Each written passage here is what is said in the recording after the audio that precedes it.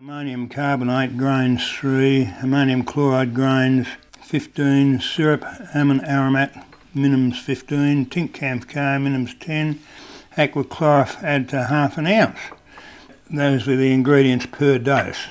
1 tablespoon quattro in DA, which is Latin for 4 times a day. The pharmacy was established in 1885 and my father took it over in 1932. I remember when I first went there, the pharmacy was full of raw drugs such as barks and roots and seeds and things like that, and you actually made your own decoctions and stored them in bottles, you know.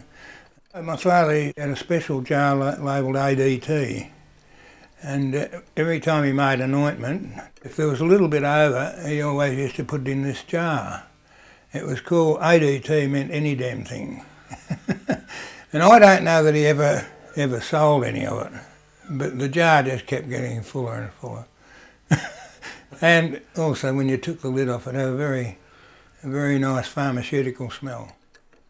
When I started pharmacy in '46, we were almost manufacturers. We made all our mixtures, all our ointments, even made pills, suppositories, gargles, all sorts of things.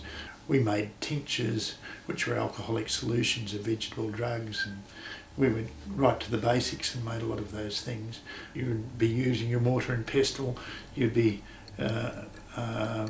mixing things in large containers, you would be making ointments on an ointment slab. Each item would possibly take 10 or 15 minutes to compound from the time of writing it in the prescription book to wrapping it up and giving it to the patient.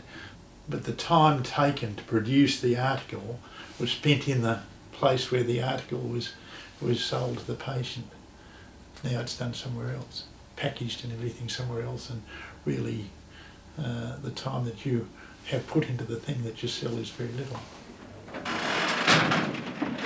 This machine, it was a machine where you could get a dose of electricity, and it operated by putting a penny in the top and you grasp a handle on the left and a handle on the right.